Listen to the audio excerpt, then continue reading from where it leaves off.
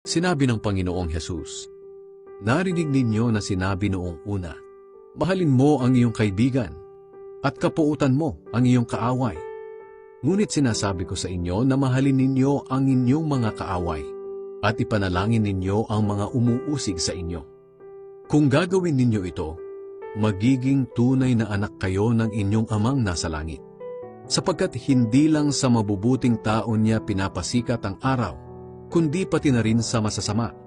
At hindi lang ang matutuwid ang binibigyan niya ng ulan, kundi pati na rin ang mga hindi matuwid. Kung ang mamahalin lang ninyo ay ang mga nagmamahal sa inyo, anong gantimpala ang matatanggap ninyo mula sa Diyos?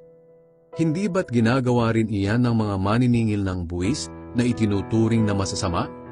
At kung ang binabati lang ninyo ay ang mga kaibigan ninyo, ano ang ginawa ninyo na nakakahigit sa iba? Hindi ba't ginagawa rin iyan ng mga taong hindi kumikilala sa Diyos? Kaya dapat kayong maging ganap, tulad ng inyong amang nasa langit.